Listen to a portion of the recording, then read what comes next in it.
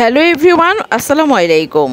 আজ 10ই আগস্ট বাংলাদেশি নাগরিকদের জন্য ভারতের ভিসা প্রসেসিং ফি যেটা বাড়ানো হয়েছে বা ধার্য করা হয়েছিল সেটা কিন্তু আজ থেকে কার্যকর শুরু হয়ে গেছে অলরেডি। ভারতীয় ভিসা প্রসেসিং ফি বাড়ানোর পাশাপাশি বাংলাদেশি নাগরিকদের জন্য মেডিকেল ভিসা আরও বাড়ানোর সিদ্ধান্ত নিয়েছে ভারতের পররাষ্ট্র মন্ত্রণালয়।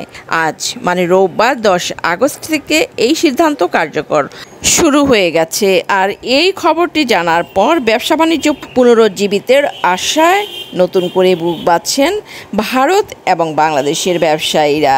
পর্যটন, চিকিৎসা ও ব্যবসায়িক কাজে প্রতি বছর প্রায় 36 লাখ বাংলাদেশি ভারত ভ্রমণ করতেন। তবে 2024 সালের 5 আগস্টের পর ভিসা নীতির জটিলতায় 1 বছর ধরে বাংলাদেশি পর্যটক ও চিকিৎসাপ্রার্থীর সংখ্যা উল্লেখযোগ্য হারে কমে গেছে। এতে ভারতীয় ব্যবসায়ীরা বড় ধরনের ক্ষতির মুখে পড়েন। অনেকে জীবিকার উৎস হারিয়ে পেশা পরিবর্তন করতে বাধ্য হন। ভারতের কলকাতার প্রাণকেন্দ্র নিউ মার্কেট, রাজধানী শহর দিল্লি, দক্ষিণ ভারতের চেন্নাই, হায়দ্রাবাদ ও বেঙ্গালুর শহরের বড় বড় হাসপাতালগুলো অধিকাংশই ভঙ্গুর হয়ে পড়ে বাংলাদেশ নির্ভর ব্যবসা ও অর্থনীতি। একই সঙ্গে ক্ষতির মুখে পড়ে ভারতের হাসপাতাল, হোটেল, পরিবহন ও খুচরা ব্যবসায় খাত।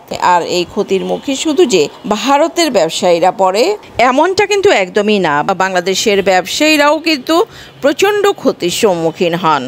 বাট ভিসা নীতি সহজ করার ফলে যেমনটা খুশি বাংলাদেশিরা তেমনটাই কিন্তু খুশি কলকাতা, মুম্বাই, চেন্নাই, হায়দ্রাবাদ, বেঙ্গালোর ও দিল্লির ব্যবসায়ীরাও।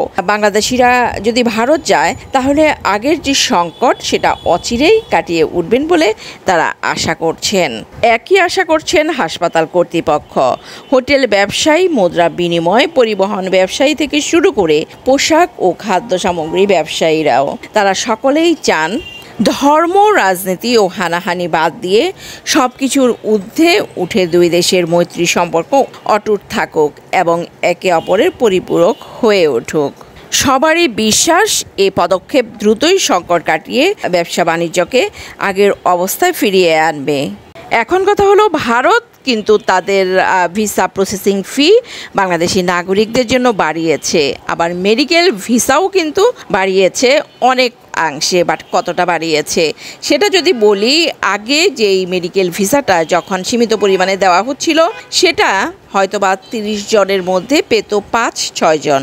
আর এখন বর্তমানে যেটা বাড়ানোর পর আজ থেকে যেটা কার্যকর হয়েছে সেটা প্রতি 30 জনে পাবেন 20 কি 22 জন। আর ট্যুরিস্ট ভিসার কথা যদি বলি, অনেকেই যেটা প্রশ্ন করছিলেন ট্যুরিস্ট ভিসাও আজ থেকেই কি চালু হবে কি না। ট্যুরিস্ট ভিসার ব্যাপারটা আসলে আগে যেখানে ছিল সেই পর্যন্তই আছে। ভারতীয় ভিসা সেন্টার বা ভারতীয় হাই কমিশন থেকে যেটা জানানো হয়েছিল, ভারত সরকার ট্যুরিস্ট ভিসা ছাড়ার ব্যাপারে এখন পর্যন্ত তাদেরকে কোনো নির্দেশনা দেয়নি। সো যারা আশা করছেন আজ থেকে ট্যুরিস্ট ভিসাও ছেড়েছে বা ছাড়বে, তারা কিন্তু এটা কোনোভাবেই মনে করার কোনো অপশন নাই যে ট্যুরিস্ট ভিসা ছাড়বে। ট্যুরিস্ট ভিসা যখন ছাড়বে তখন ভারতীয় হাই কমিশন, ভারতীয় ভিসা সেন্টার এবং যত মিডিয়া আছে তারা কিন্তু সবাই মোটামুটি কভার করবে। আর আমার এই চ্যানেল তো অবশ্যই আছে, যদি ট্যুরিস্ট ভিসা ছাড়ে অবশ্যই আমি আপনাদের জানাবো। বাট আপাতত ট্যুরিস্ট ভিসা ছাড়ছে না, এই হচ্ছে কথা। ভালো থাকবেন সবাই, আল্লাহ হাফিজ।